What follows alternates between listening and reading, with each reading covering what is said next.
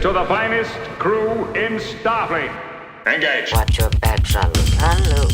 I'm Captain Janeway of the USS Voyager. Captain Janeway of the USS Voyager. Captain. Welcome to The Greatest Generation. It's a Star Trek podcast by a couple of guys who are just a little bit embarrassed to have a Star Trek podcast. I'm Ben Harrison. I'm Adam Pranica. How you doing, Adam? I'm home alone. Whoa! Have been for a couple days. Will be for a couple of days. I was wondering why you were slapping the sides of your cheeks like that. Yeah. It's been that kind of time when I teach myself how to shave. You remember the first time you ever shaved? I wasn't that young. I wasn't Macaulay Culkin in Home Alone young. No. I think I was in high school. Sadly. Yeah, I remember it felt really intense, like after, like the feeling of freshly shaved skin was a lot. My face looked like a terry cloth towel before. Like I was ready. I had all the peach fuzz. And I really needed it. Yeah. I had to go get my fucking own shaver. Like my parents didn't tell me or show me anything. Wow. I had to figure it out. So I went to the drugstore and I bought a razor and I took it home, like the cheapest Norelco razor I could find, like the three heads thing. Yeah. And the triangle of circles. Yeah. And like, what do you do? Those things don't even come with instructions. It's like charge and use on face. And so I did. I probably shaved my entire face with that thing. Yeah. Like an idiot. This is before the availability of like a YouTube video that you could consult if you had a home activity that you didn't know how to do. The kids of today are watching all manner of shaving videos to know the tips. Right. I didn't have that. Do you think that the kids of today are watching YouTube videos for that and also all the other things our parents neglected to teach us, like how to pay your taxes, what insurance you should get, what you should do with money? We really do have it a lot better now. Today's kids, right? Yeah. Yeah. When I was your age, I used to go to school wearing shoeboxes on my feet, and then I'd come home and nut in the shoebox and hide it under the desk. Your parents seem pretty hands-on. It wouldn't surprise me if your dad actually taught you how to shave, like a father and son moment. Is that what you got?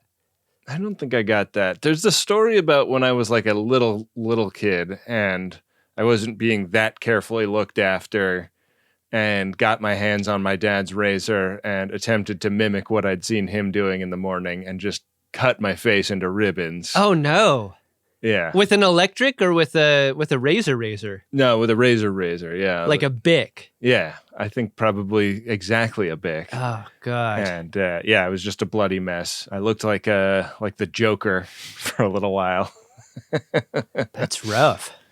Yeah. Your dad should have kept that thing locked up. Yeah. It's dangerous. Yeah, but having a baby that is now moving around a lot, I'm starting to realize like what a futile thing it is going to be trying to make a house that doesn't offer, what do they call it? Attractive nuisances right. to the baby. Like, are you going to switch to electric razors now?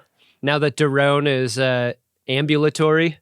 Yeah, I mean, most of the time I only use electric razors because I have, not much of a beard, but I have a little stubble, and I just kind of keep it in place with a razor with like a 1/2 blade guard on it, Wow. Yeah, I had such a bad experience with my first razor, baby's first Norelco, that as soon as I could get out of it, possibly I did. I've been a safety razor for years and years. Yeah. I do have a safety razor. It's on a high shelf. It'll be a good decade before Daron will be tall enough to get up to that. God, can you imagine? It's so weird to think about future Daron. Yeah. And future you. It's a trip. Anytime I see something about like a teen on a TV show or something, I'm like, man, he's going to be a teen. I don't have kids and I'm not going to have them, but like even I... Hey, Adam, when are you two going to have a kid? But even I think about how I would do it differently. Are you just overwhelmed with those thoughts all the time. Like, here's another week with Daron. How do I make it better for him than I got it? Is that something you think about, or do you just go through the days as like doing the best dad job you can?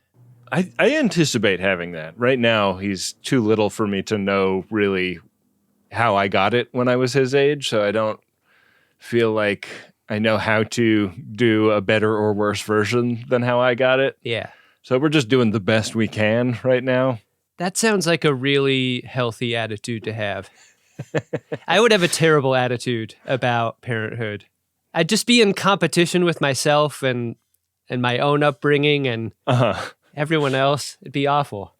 Well, you've made a decision that is the right decision for you. Yeah. In that case. I sure have. Do you want to make the right decision for our listeners today, Adam? Finally getting out of whatever this is and into something more comfortable. I could do that. Yeah. It's season 6, episode 4 of Star Trek Voyager. Tinker, tenor, doctor, spy. Revert course. Unless you've got something a little bigger in your torpedo tubes, I'm not turning around. Do you like a Jean Le Carré novel or movie adaptation? I mean, I get the reference, and that is as far as it goes for me. Oh, did you not see the Taylor of Panama? Have you seen the Gary Oldman Tinker Tailor? I have not, no. I kind of think you would like those movies. Are they good? I think Tinker Tailor Soldier Spy is better than Taylor of Panama, but they're both pretty fun. Yeah. Is there a bunch of sewing happening? No, it's mostly spycraft. It's just a bunch of spies doing spy shit, mostly. There's no tailoring at all. No. I don't know why he brings tailors into his titles so often. I guess there might be some sewing in Taylor of Panama. I can't remember it as well. Anyways. Very sad cold open in my mind as we witness the Doctor going full Data, just making his interests someone else's entertainment in kind of a hostile way. Yeah. I don't like this. Even the fish begin to weep. No one wants to be there. You look around in the audience and like, we know what these faces look like. We see these faces every time we do a live show. Yeah. It's the one guy sleeping conspicuously in the front row. The uncontrollable horniness that one and only one person experiences in the crowd. That's Tuvok. Because the Doctor's singing the Looney Tunes opera song that everyone's familiar with. Yeah. A lot of people thought that the Beatles were remarkable for having that effect on the young ladies in their audience. Yeah. Every performer has this. There's one person that cries and completely flips out and gets ultra, ultra horny. It's just that they had a very high ratio of that to other types of fans in the audience. But we get that. You wouldn't expect Tuvok's basement to be flooded the way that it is here. But it is full gush. He feels. It takes Paris throwing the Doctor a hypo spray to take Tuvok down. And the Doctor hasn't stopped singing. No, he's switched into like parody lyrics at a greatest gen level of competency. Sure. In their writing. Which doesn't help the audience, I don't think. Yeah. I mean, before the reveal, this seems more insane than what Data did when he read poetry to everybody. Yeah. After the reveal, like retrospectively, you're like, no, Data is worse and crazier than the Doctor. Because this is just a fantasy. But Data is so powerful that I would never want to insult him with my absence of a performance, right? Right. It wouldn't be hard for Data to subdue Tuvok. Yeah. You know, but I mean, like this. Even Tuvok has that Vulcan strength. He does have that type of strength, but that doesn't, I mean, Data can bend a pipe in half, you know? Yeah. Yeah. Unclear whether Tuvok could bend his pipe in half, given that he's experiencing Pon farr. Yeah. And inside the Doc's hypo spray is what exactly? Savik's fingers? They just come out of the tip and then go back in. Yeah. I hope she made a product after Star Trek 3. Yeah. A product useful for the Vulcan youths. Probably a beverage or a pill. I wonder what Genesis, Spock, and Savik's love child is named. And does that kid get it as bad as Spock did as a kid for being 1/4 human? Or through Vulcan logic, does that kid get it half as bad as Spock did? I've been watching an HBO show called 100-Foot Wave, and it's just about like big wave Oh yeah, surfers. season 2 is out, right? Yeah. And the main character on the show has a kid with a vanity name. His name is Beryl. Wow. And so it got me thinking, as an answer to your question, like, what's the vanity name that Savick and Spock would name their kid? It would be Finger, wouldn't it? It would have to be. It would have to be Finger. So the Doctor has been daydreaming. He's like leaning back in his chair. Yeah. This was all just a fantasy. Not even the holodeck could make an experience this wild. BLT suggests to the Doctor in real life that if he has time to daydream, he's got time to day clean. And the Doc is upset because he's wanted to go on this away team that they're planning for, and they just don't have the slot for him or whatever. All the positions are filled, and the Doc's feeling real sore about it. This is the rare away mission that gets like a ton of pre-planning. And yeah, he's bummed. There's like a canyon that he was very interested in taking a picture of with his holo imager. He's real miffed. BLT offers to take pictures, and you know, the Doctor knows better than to send her on a mission where she's just supposed to take pictures. Yeah. Photographs? Just photographs. BLT and really everyone on the crew are put in that position of not really giving the Doctor everything he wants. He kind of reads as a child, you know? Right. He's kind of tanting, isn't he? He's tanting a little bit. Lieutenant, I wanted to go on the away team. So up on the bridge, they're going past a T-class nebula. No word on whether that's just the letter T or the beverage. But anyways, it's a bit of an anomaly. It wasn't showing up on sensors before, but now it is. And while they're remarking on this unremarkable nebula, There's nothing too dramatic in that nebula. a pad is passed to the captain with an angry letter from the Doctor.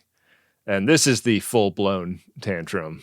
Never fun to receive a surprise manifesto from a coworker.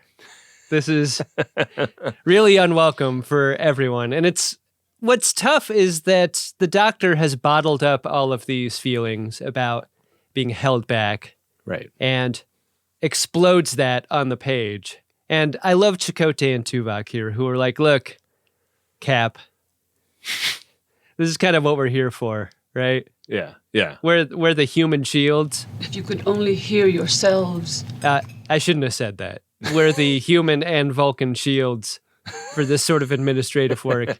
And Janeway, to her credit, is like, I have nothing else to do. Yeah. I'll go respond personally. Yeah. So she heads off into her ready room to pen a response. This is what happens when you write a manifesto. It invites a response manifesto. Right. And I think that like the fallacy of the manifesto writer is thinking that getting yourself to the manifesto stage of your anger is going to be a productive way of getting what you want. Oh, yeah. You know, it's great. You got to address your complaints like early and often so that you don't boil over into manifesto. Because at that point, it's too late. It's just tedious for everyone else involved at that point. Yeah.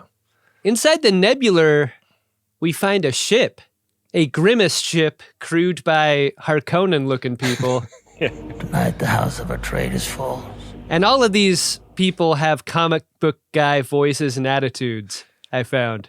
Yeah, they're kind of egghead. Like the backs of their heads look like LV-426 eggs, you know? Yeah, they really do. As far as loaf goes, this looks like the hottest in temperature. They sure are wearing a lot. They are. I hope the air conditioning was cranked up to max on the soundstage that day. They may be doing that thing that news broadcasters do where they just wear like a suit on top and shorts on the bottom. Because you don't see these guys' legs ever, I don't think. Yeah. Hopefully they gave them that. Yeah. At the very least. I mean, just trying to get out of this to go pee looks like it would be a real pain in the ass, right? It's got to be hard to get into character as a Grimace when above the waist you're Grimace, but below the waist you're in Bermuda shorts and flip-flops. Yeah, yeah. But otherwise, it's diaper on set, you know? Right. So Right. you're like right in between takes, still under the lights, and you're like distracted. They're like, we're rolling. What are you doing? And you're like, oh, I'm sorry. I'm 10-1. I'm 10-1. I'm sorry. I should have told somebody. Usefully, this culture refers to its hierarchy as the hierarchy, and it is something about which they are very obsessed. Yeah. Their entire way of doing things is about the hierarchy, whether or not it's on the ship or the hierarchy they communicate with to get their orders. And when our main character here, which I would describe as like the lesser of the crew people that we know, goes above their manager's head to communicate with the hierarchy directly, it's an end around that Riker would jerk so hard at, right? I'll snap you back so hard you'll think you're a first-year cadet again. Yeah. These guys actually do have character names. Our main guy is actually named Phlox, which is a character name that Star Trek reused later on the Doctor on Enterprise. I didn't get it from the episode, so maybe that's why they felt confident enough to reuse it, because I sure don't hear it a bunch. Yeah. Our course is locked in. What? Listen to me very carefully, because I'm only going to say this once. The actor that plays the Overlooker has one of the great character actor names I've ever seen. Did you see this whiz by in the credits? What, you're talking about Googie?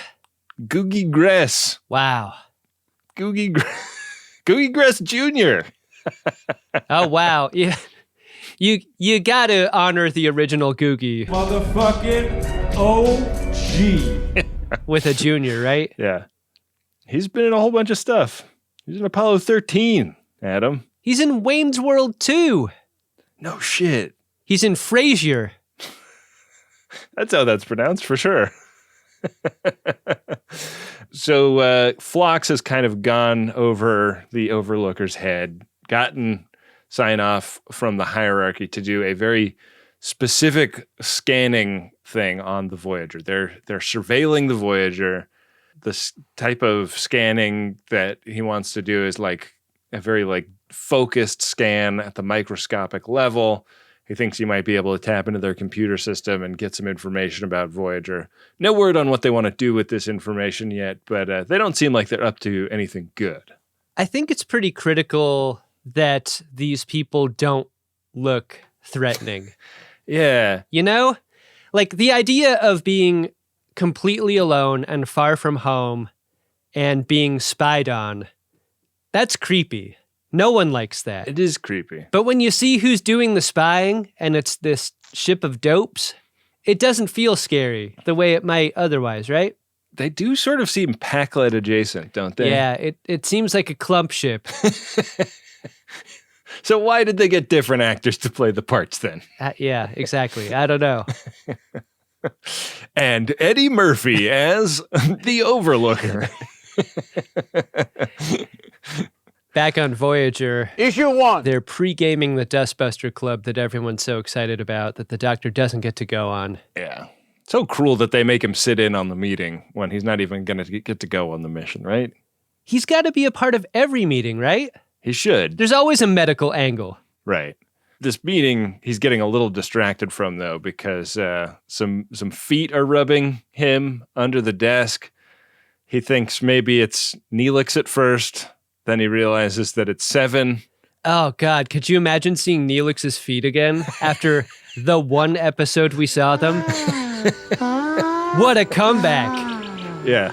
And they're like rubbing the Doctor's crotch under the table. Ooh. I thought we threw those feet in the furnace. Yeah, actually, after season 3, they auctioned those feet off, Adam. Oh, really? I don't know if you knew this. Yeah. We have that list of prop auctions here, and it turns out Garrett Wong won the left foot. Just the lefty, huh? Got outbid on the right, unfortunately. Any idea who bid on the right? B-Dunks. Oh, shit. Yeah. I think that's cool. It's probably the only time they've had an argument in their entire friendship. I mean, that's going to have to happen for us. The shared custody of props and gifts and stuff. Yeah. I mean, we've got those nubbin bugs. I know. What are we going to do about that? I don't know.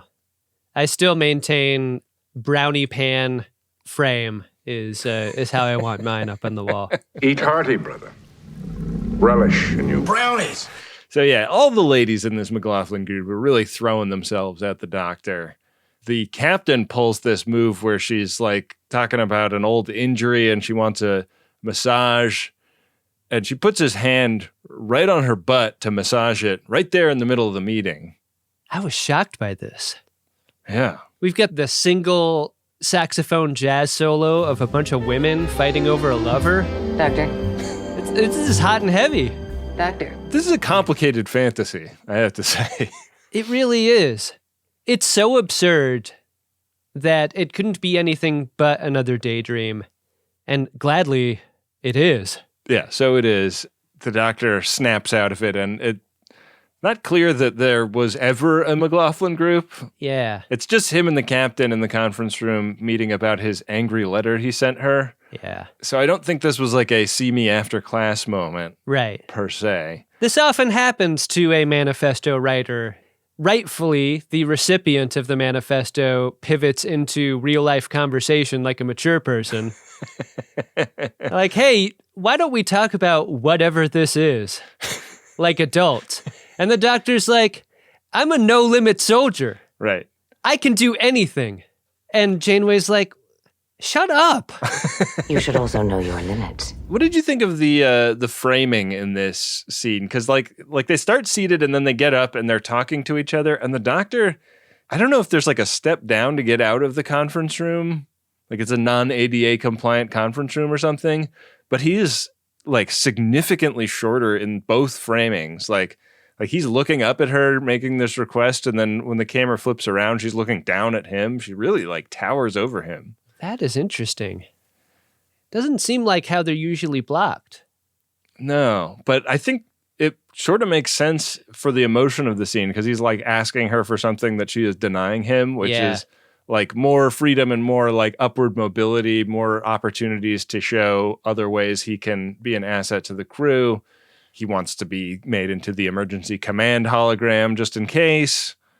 I do really like the specifics of what the doctor's asking. It isn't just like, you don't treat me with respect, and I should be a backup captain. Yeah. It's like, I want specific steps about how I can be a more fully realized member of this crew. Like, I actually have a development plan here to pitch you. Yeah. Oh, fuck. I'm looking at the episode now, and what I'm realizing is that this scene starts in the conference room and he snaps out of it and he's sitting at the conference room table, but the camera cuts a couple of times and suddenly they're in her ready room. Yeah. And she's standing up on that platform where the couches are. Well, that would account for the height disparity, wouldn't you say? Yeah, it does. But they don't ever walk from one room to the other. It's hidden in the edit. That's really interesting. That's one aspect to this entire episode that really keeps you on your toes as a viewer, is the constantly changing settings. Yeah. It should have kept Phlox on his toes. Yeah. But he doesn't realize that until later.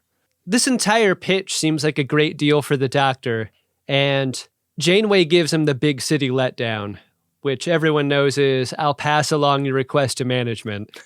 Right. Who are still decades away. Yeah.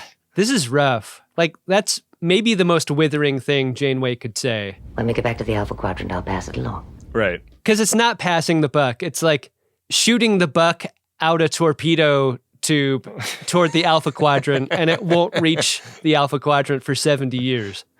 Right. After her death, maybe. Yeah.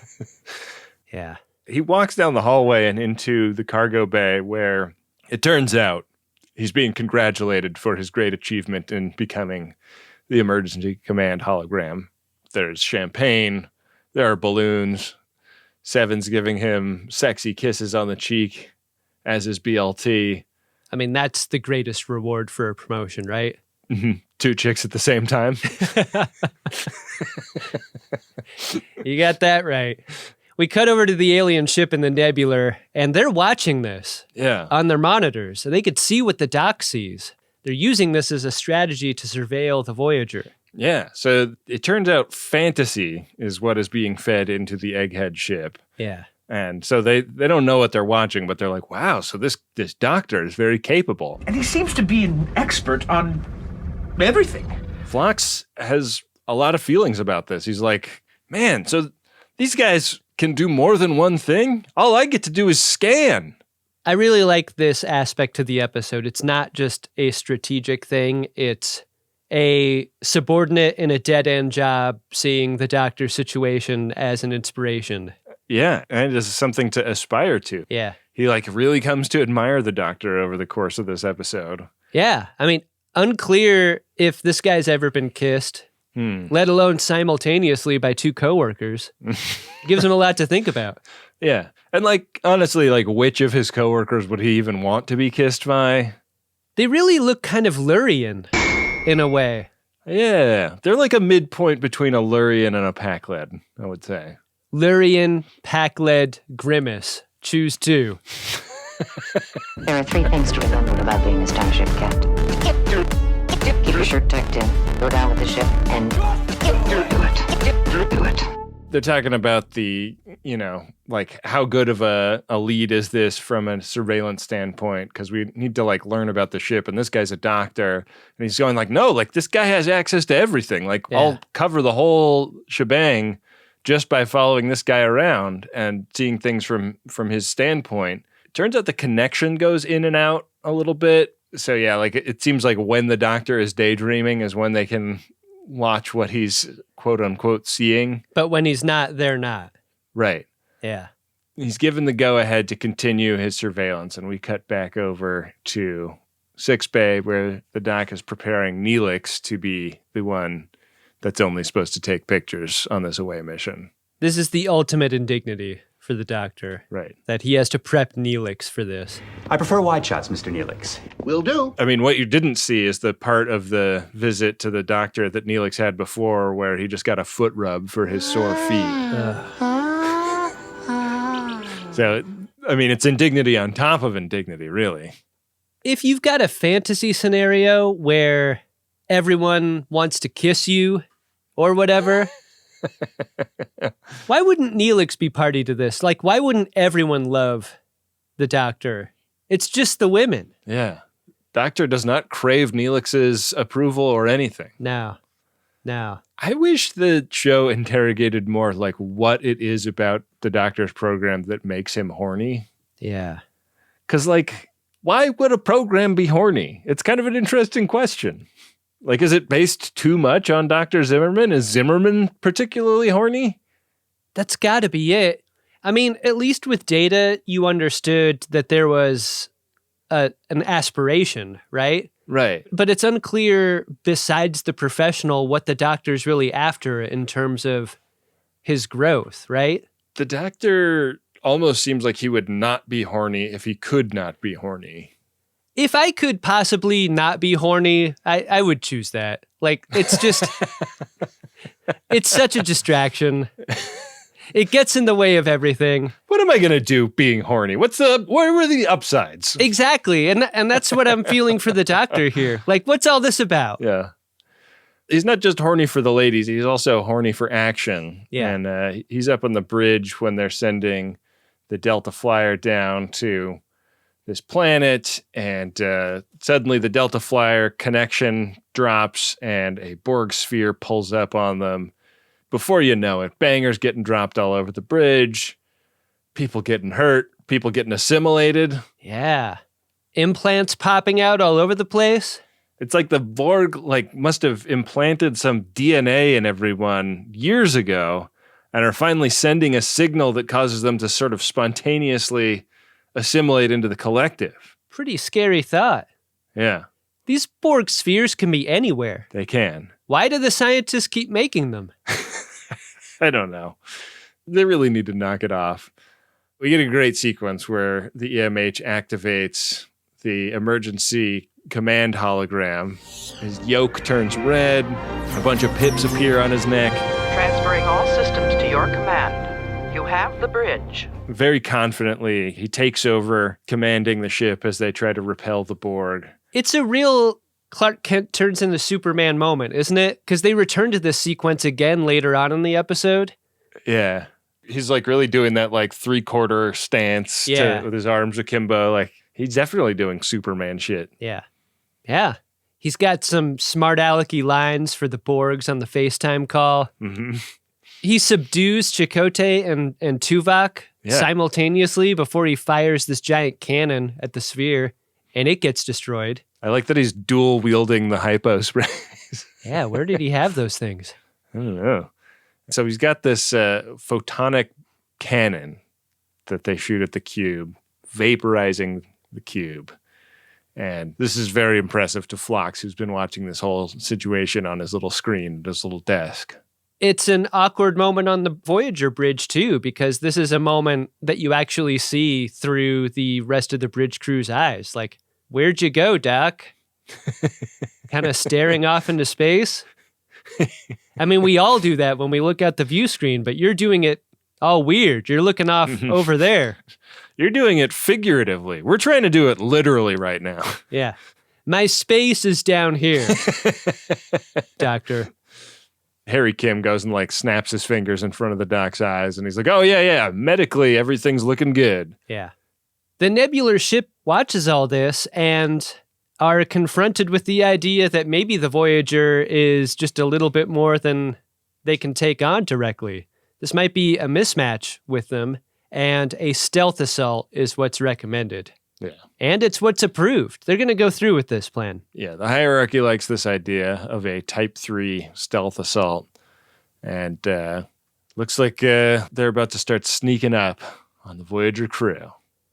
I don't think there's anything stealthy about these aliens. I think it's what the ships are going to be doing. Right. There will be no need for stealth once these guys beam over.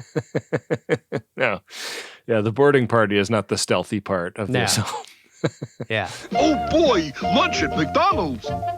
Back on Voyager in a corridor, the Doctor walks and is interrupted by Chakotay, who is so enthusiastic with his congratulations for the Doctor. Great job out there. Attaboy, Doc. Shooting your big weapon at the sphere, making it blow real big. Yeah. Everybody's really impressed by the size of your weapon. And then Chakotay, like, takes off his boot and rubs his foot on the inside of the Doctor's leg, which is hard to do when you're standing. Right. He's got great balance. Yeah. I love the way they shot this too, where the camera goes in close on the foot, on the crotch, and then pans up, and the Doctor just shakes his head no, and then the camera pans back down to the pencil in Chakotay's fist snapping. It's not tree pose, Chakotay, when you put your foot on the inside of someone else's leg. Yeah. One is yoga, the other is sexual harassment. That's what she says. The Doctor, in this moment, actually recognizes that Chakotay's being a little suspiciously nice and asks the computer in front of Chakotay's face where Chakotay is. And when Chakotay says that he's in his quarters, who the hell is this guy? Yeah, what's this foot rubbing my dick? This is a moment in the episode where I'm like, they can't hear the Doctor in this weird way. Like, these daydreams don't function the way real people would. Right. I mean, for a variety of reasons, but this one specifically. Like, does John Arbuckle hear the thoughts that Garfield is having? Exactly, yeah. Sort of an open question. He asks the computer, like, computer, where's the nearest broken pencil? And it says, also Chakotay's quarters. And he's like, Jesus, I'm losing it here. And so the next scene, he's got Seven and BLT and Kim, and he's told them about his daydreams having turned into delusions. And this is kind of an emergency, right? Like, their only Doctor is really losing his mind. And in classic Star Trek fashion, they've taken the danger of the episode and placed it right next to the warp core for examination. Yeah. They have a patak for a patient, and he slips into his delusion during and, believes that the warp core is melting down and that he's been selected as the only person that can withstand the radiation inside to fix it. Yeah, BLT and Seven recognize that they need to order him to a submarine-style death. Yeah. And the Doctor's all too happy to do this. He, snaps into action and starts climbing over the railing. Yeah. Wants to go out like Zahn so fucking bad. And great edit here. Yeah. And it takes all three of them to haul him out of here. He doesn't have super strength, it doesn't seem like. Yeah. I wonder if they could turn that up. Like, is there a slider in the settings menu of his program where you could turn him up to data strength? Yeah, but the problem is it takes away from some other qualities. Like he becomes dumber or... oh, yeah. Like you only have 100 hit points. It's just where you spread them. How you allocate them? Yeah. Oh, man, but that would reduce his skills of lockpicking. Exactly. Can't do that. I've got to get that Latinum. Put your Latinum where your mouth is. I've got to get that Latinum. I think we've just struck gold. Do it. Do it. Do it. Do it. Janeway. So after this excitement, he's sort of been put in the padded room of the 6 Bay. BLT and the captain are talking about his situation. He's just kind of talking to himself, thinks he's surrounded by diplomats and women that want to do sex with him. And this is good Robert Picardo stuff right here. Yeah. This seems hard to do. I like the moment when he runs into the force field and just like rubs his nose and gets back to glad handing with the people he imagines think he's great.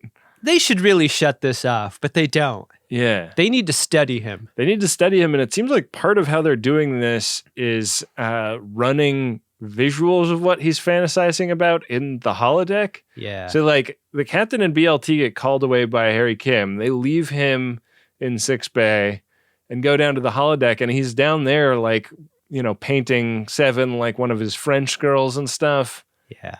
What a scene. Yeah. He left the nipples off of all of the drawings,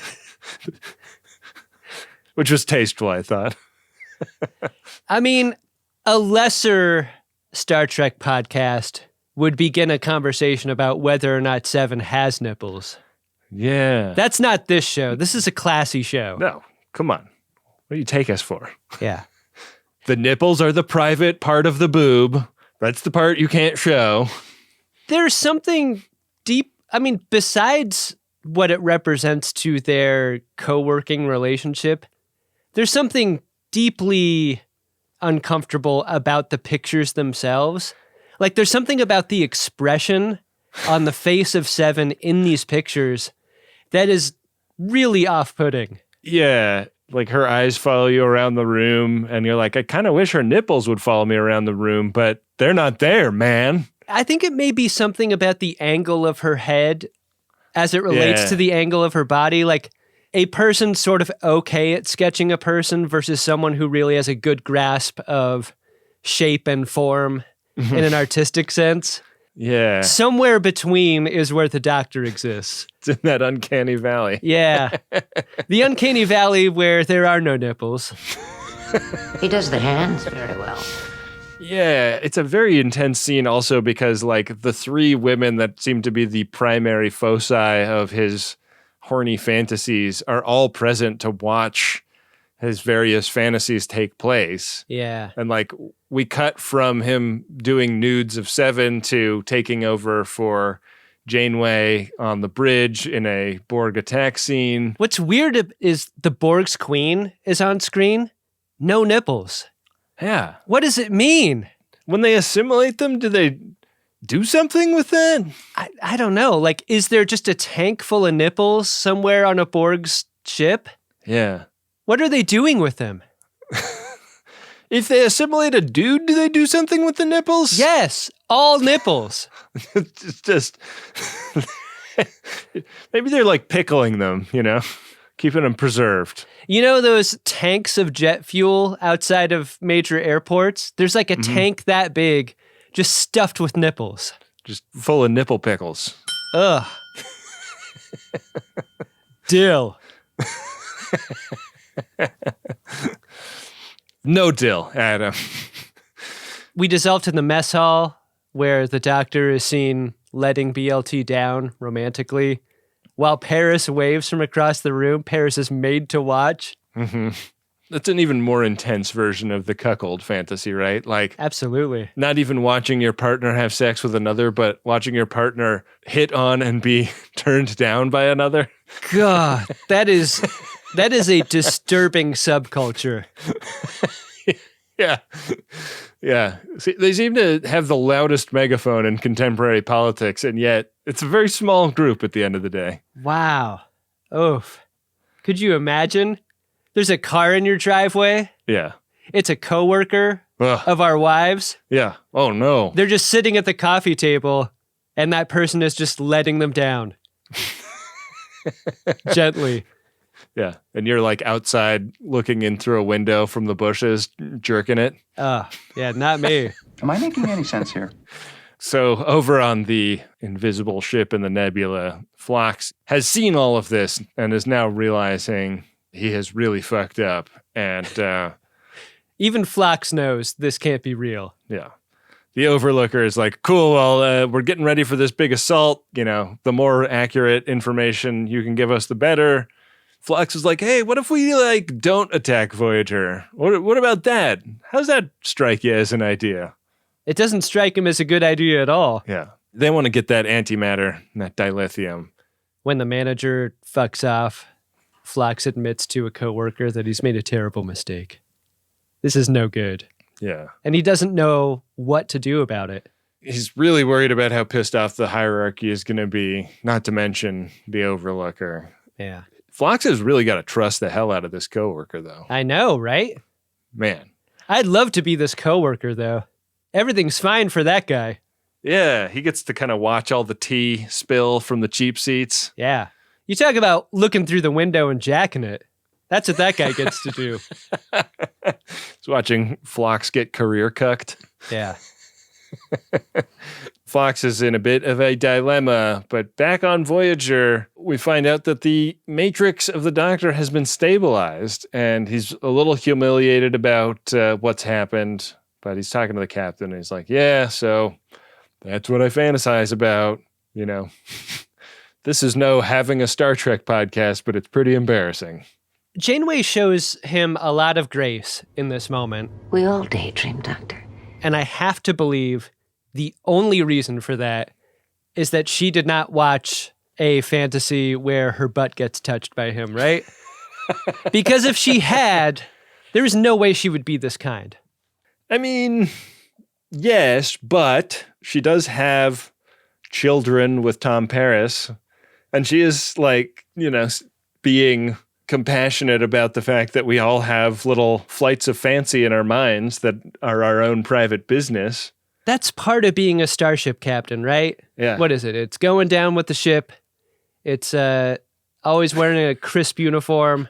And it's forgiving the many sexual fantasies of your crew people. Yeah, just knowing that you're going to have some Barclays on board, you know? No matter what. Even on the D, they had a Barclay on board. There's no avoiding the Barclays in your life and in your career, is there? Oh, they're around, you know? Yeah. I think at the core, we all have a little bit of Barclay in us. Yeah, some more than others. You know, there's nothing wrong with a healthy fantasy life as long as you don't let it take over. You call this healthy? So she has a conversation with Chakotay about, you know, next steps. And Chakotay is really against this empowering the Doctor to be an ECH or, you know, do anything beyond his current status. And the captain makes a really interesting point. Like, his potential is totally unknown. Yeah. He could be working round the clock doing all kinds of great shit. They just don't know. Yeah. Would it be a good idea to tap that potential? Unclear. Would it be a good idea to tap that booty? Also unclear. Yeah. Well, I don't know if I'd take it that far. He probably won't settle for less. Feels like a making time kind of scene here before we cut back over to Six Bay, where the Doc is hearing voices. Yeah. And seeing visions again. And he's aware, at least this time, that this is a vision. That's a difference between now and the previous ones, right? Yeah. The Matrix is not as stabilized as we had been led to believe. And this is confirmed when he notices a flute of champagne on his sample table. And suddenly we're in the cargo bay and Phlox is there. And Phlox has endeavored to do this because he was trying to communicate via this daydream. So The Doctor is like in real time finding out that another character saw all of his horniest fantasies and, you know, trying to determine whether this character actually exists or is just part of the daydream. Like, has the daydream gotten like one step more clever in its tactics for tricking him? I love that the subtext is that he's in big trouble with the boss. You know, the headline is "You're about to be attacked," but the subhead is "Help me out, dude. Can you do me a solid?" You're about to be attacked. It's pretty much my fault, and my career is at risk if it goes down. So it would be awesome if you could hook me up. Right. I know you don't want to do it. Do it. Coffee black. Make it yourself. I'm trying to help you see this as an opportunity to grow. Make it yourself. He tells the Doc the whole thing about the long-range sensor thing and the inbound ships that are going to snatch Voyager's dilithium and whatnot. And he also expresses the admiration we were talking about in the scene. It's like, man, like, you have a cool imagination, dude. I never would have thought of half of this shit. I mean, I'm such a dope, I would have drawn nipples right on those pictures. But you kept it safe for TV, and I admire that. Part of having a good imagination is having restraint, and that's something I learned from you. Imagine the nipple. Yeah. That way, you don't have to draw them. Leave some imagination to your imagination. So the Doc takes this warning for action and goes straight to the bridge, where Janeway rightfully isn't immediately persuaded by this. Yeah, a lot of eye rolls in this scene. He spoke to me in a daydream. I don't want to hear it. But the Doctor has brought receipts. He has some sensor alterations that they can make to reveal these ships, and he passes an iPad with that stuff to Harry Kim, who punches it in, and sure enough, there are ships. So they believe him. And this kind of explains why the daydreams were getting so fucked up, is that the sensor was triggering the thing where he couldn't tell the difference between the daydreams and reality. That's right. It seems like Phlox's plan is going to come to fruition. Like, they found the guys. They know about, what is it, the Stealth Plan 3? Stealth Plan 3. Sounds like it's going to kick ass. Yeah. With a name like that. Oh, Type 3 Stealth Assault. Ah. Probably what we're grasping for. I actually did write that down. The Harkonnens would be so confused if I asked about that. Yeah. Stealth Plan 3? What do you mean? God, what a dope. The hierarchy would fucking curb stomp you for that. Yeah. So part of the plan that the EMH and Phlox have worked out is EMH has to sell himself as the emergency command hologram. The superiors on Phlox's ship need to see the emergency command hologram that they've been warned about. And so he's going to have to ask Janeway to step aside for this mission. She is headed about up to here with the Doctor, but, you know, it seems like this is the only way to play it. So this literally makes no sense, but it's fun. It makes for a weird episode. Let's do it. I'll head down to the ass lab with my ass. Yeah, I think it may be a self-defense plan for Janeway to stay as far away from the Doctor as she can. Right. Me and no nipples will be in the ass lab, doing the real work of the ship. Our feet will be there with us. Sounds great. So at the last minute, the Overlooker, in preparing for this Type 3 stealth assault, notices that there is no dino damage on the Voyager from their run-in with the Borgs, which leads him to believe that maybe the Voyager is a tougher nut to crack than they previously thought. So he decides to escalate the plan to a Type 4 stealth assault, Adam. Oh my God. Oh my God. You don't just do a Type 4, Ben. Yeah, that's fucked up. Do you really think that's necessary? But if you could get the hierarchy's approval, you can do a Type 4. And so they do. And Phlox is back to absolutely shitting himself. I mean, the Doctor's shitting himself too. He's prepped for command, and he does that thing where he doesn't know how to sit down. Yeah. You know, like when you're on stage, you sometimes forget how to walk. I do this all the time. I do not know how to walk if I'm being watched. I don't know how to work the body. It's one of the reasons people buy tickets for our live shows. I know. How's Adam going to walk out on stage?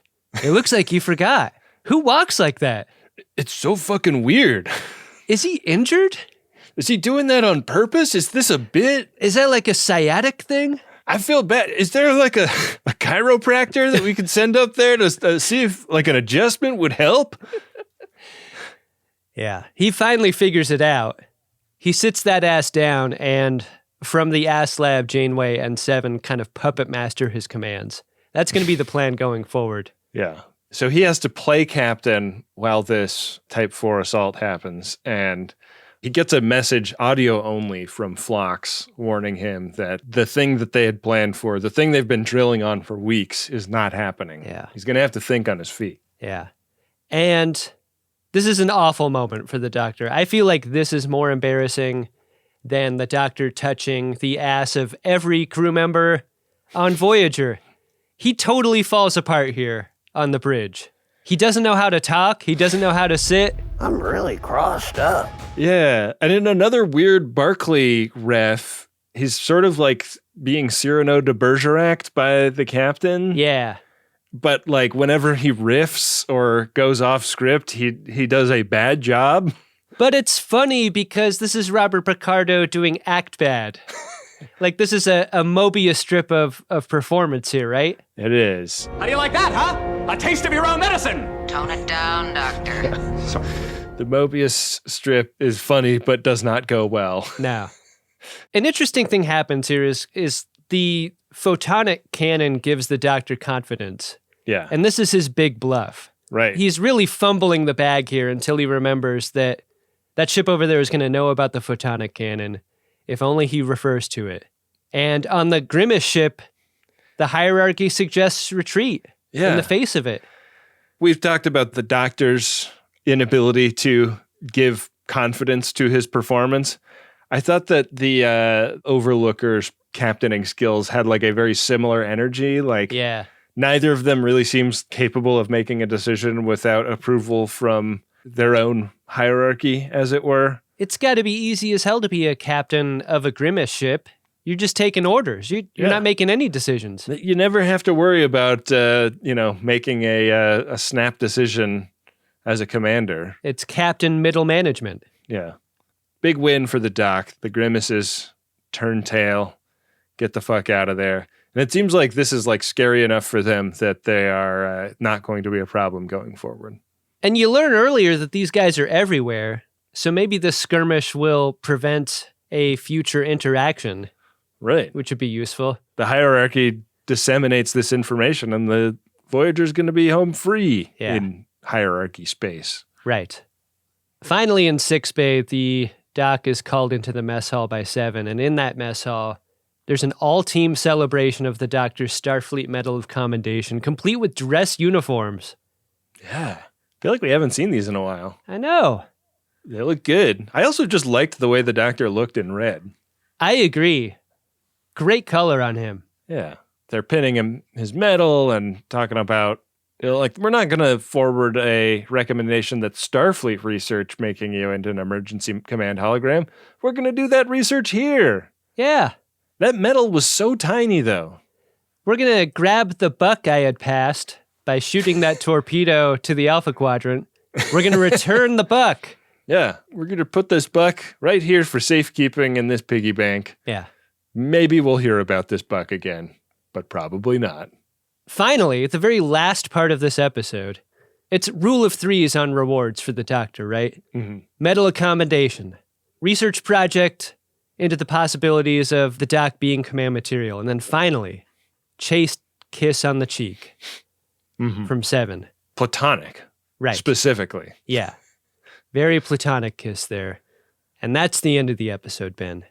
Did you like it? You know, I'm really easy to get along with most of the time. But I don't like bullying, I don't like threats, and I don't like you.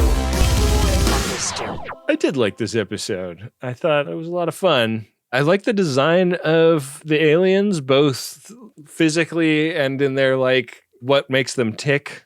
I feel like Voyager is uniquely good at this, like making a alien race that has like kind of an interesting dynamic, and you see them very briefly, but it implies a whole culture.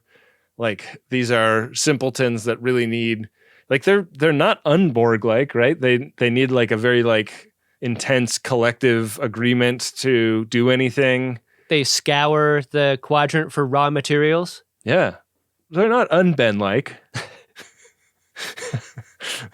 Yeah, so I thought as an episode that's like pretty light and silly, it actually like had genuinely funny moments and good performances and was kind of an interesting story. So yeah, I did like this episode. How about you?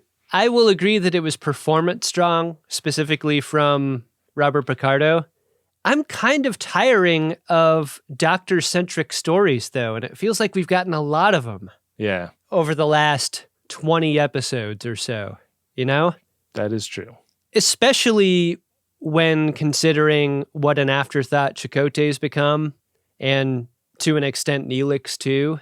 This has really become the Doctor BLT 7 show. I mean, Janeway herself has also, I think, been sidelined by comparison. Right. Yeah, they're giving them a lot to do, so hopefully we'll take a little break in the coming episodes from the doc. Yeah, I need a break from the Doctor, I'd say. And that's not due to anything the Doctor's done. The Doctor didn't draw me without nipples. Hey, if you want a break from the Doctor, how about eating an apple every day, Adam? Yeah, that's what I should be doing. That'll keep him at bay. Maybe it would unblock this congestion that is just a curse on me. Yeah. The past 2 weeks. Poor guy. Well, do you want to see if we have any priority one messages in the inbox, Adam? Oh, yeah. They're hidden in that nebular. Priority 1 message from Starfleet coming in on secured channel. Need a supplemental income. Supplemental. Yeah, it's extra. The interest alone could be enough to buy this ship. Adam, our first priority one message is of a personal nature. It's from Chris O'Brien, and it's to all FODs everywhere. It goes like this. Got an unexpected scarves windfall, and I wanted to share it around. Just a quick salute to Ben, Adam, Wendy, and Bill for being awesome. Special shout out to my brother Andrew, and to my IRL friends who have joined the FOD crew, Jenny, Chloe, and other Andrew. Also, any Letterkenny fan FODs out there? Join the Friends of Roberta's Bondars on Facebook. You heard me. Adam is shocked into wordlessness for the first time in the almost decade that I've known him.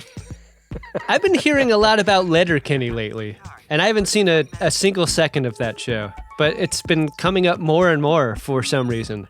Is that a British show? I thought it was Canadian. Canadian. Oh. Yeah. Probably not for me then. Yeah. How'd you like to be other Andrew? I mean... The brother Andrew can't be other Andrew. No. He's the brother. It's brother or other. You can't be both. Yeah.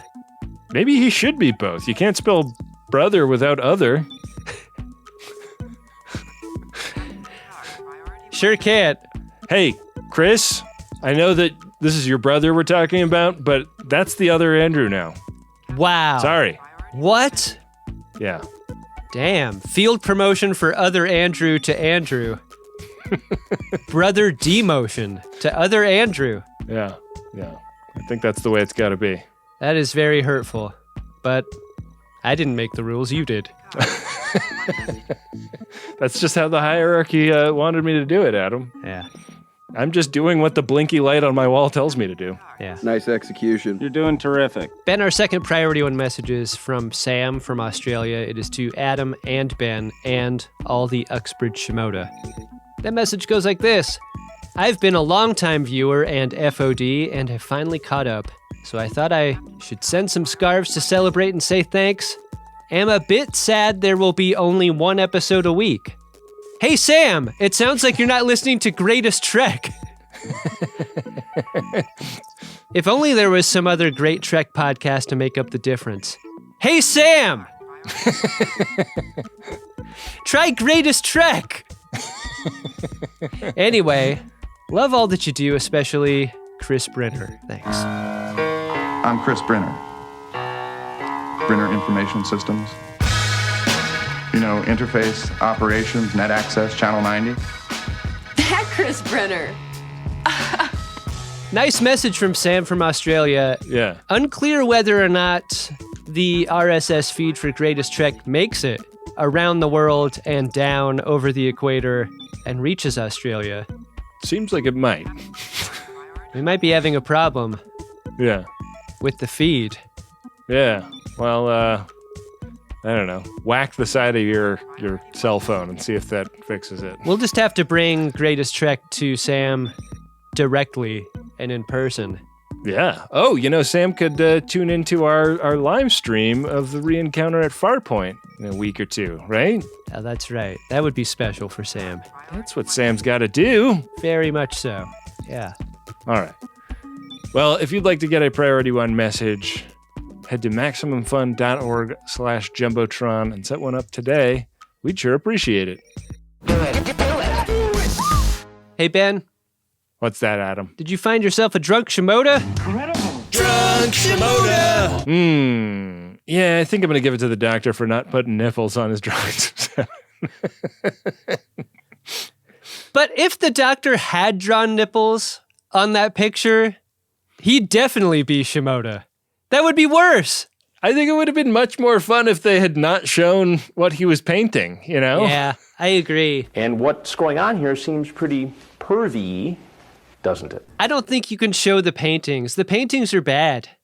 Show the reaction to the paintings. That's much better. It's so much better, I want to imagine that there's a horse playing a saxophone in his painting. I do too. Yeah. Yeah. And instead, it's just, what is it, 4 or 5 versions of a nippleless 7? Yeah. And it's just outlines. He hasn't even filled in with color. Yeah. What are you doing? Yeah. Very disturbing. I don't like it. How about you, Adam? Ben, my Shimoda is Paris waving from across the mess hall. It's not just that he's made to witness the letdown that the doctor's giving his girlfriend. Yeah. It's the wave. There's something about this take that's so funny to me. Yeah, the wave, very meek. B-Dunks doesn't have a big role in this episode, but he is very funny all the way through it, I thought. He really is. My body is ready for a B-Dunks episode. Yeah. Yeah. Give us a B-Dunks. Yeah. Need one of those. Well, let me see what we've got coming up next. All right. It's Season 6, Episode 5, Alice. And the cap starts with the name Tom. Wait, it's just called Alice? It's just called Alice. What? Tom's latest shuttle acquisition blurs the line between man and machine. Oh, shit. So this is a Tom Paris episode.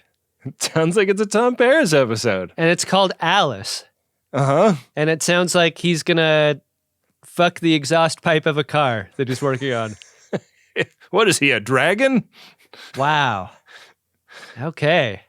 Adam, to find out how we are going to be watching that episode, I have gone over to gach.biz/game, where we keep the game of buttholes, the will of the caretaker, where our runabout is currently on square 40, and it looks like we have a couple things we could hit. We could hit a Brone Zone, and we could hit a Coco No-No, potentially. You're required to learn as you play.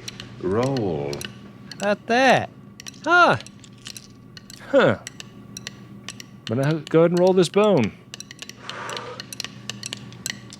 Wow, I rolled a 3. Landing us on square 43, the Brone Zone square of the game of buttholes. I take it you're in charge here. Team Leader Brone, 4th Voyager Defense Contingent. I gotta get a pump. That's it, get it.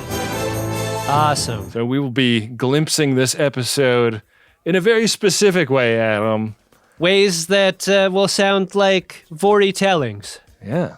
You'll really get a sense of how we feel about the Nemesis, I imagine. Oh, yeah. Yeah, it sounds like this hot rod is going to be Tom Paris's nemesis. Yeah, maybe so. Or lover. Ooh. Wow. Well, that'll be next week here on The Greatest Generation Thank you so much for listening, and thank you to the folks who support us at MaximumFun.org/join. We're always dropping fun new bonus content, and based on when this episode is coming out, I think we will have some coming real soon. Yeah. Is it Teen Wolf? Are we doing Teen Wolf this month? Oh, yeah. Yeah, watch out for our bonus episode about Teen Wolf. Yeah. An episode inspired by Season 3 of Star Trek Picard. Yeah. I've never seen all of Teen Wolf. I've seen little bits and pieces when it was like on TV for a minute.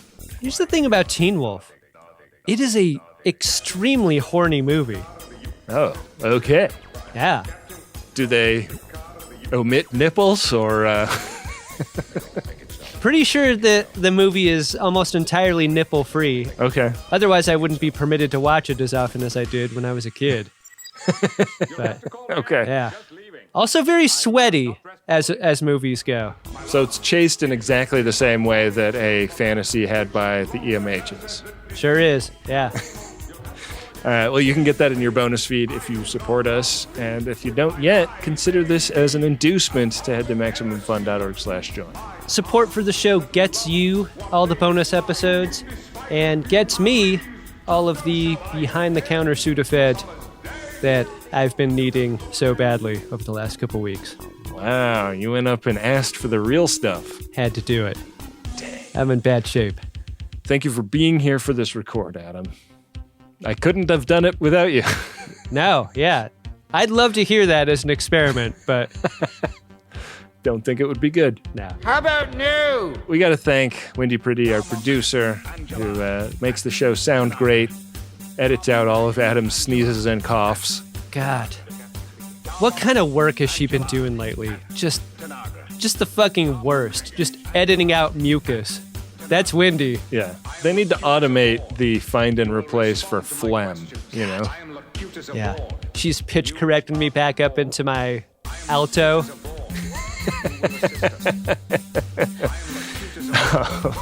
We got to thank the card daddy Bill Tilley, who runs our social media. Got to thank Adam Ragusia, who made our original theme music and has a great food podcast and food YouTube channel that you should check out. Adam Ragusia is what you search for. Got to thank Dark Materia for the original Picard song. And with all that said, we will be back at you next time with another great episode of Star Trek Voyager, an episode of the Greatest Generation in Voyager, where, I mean, we can't even fuck the tailpipes of our cars because we drive electric, baby! Yeah. Gotta fuck something else. Yeah, good fucking luck to us. My car has nipples. Make it so.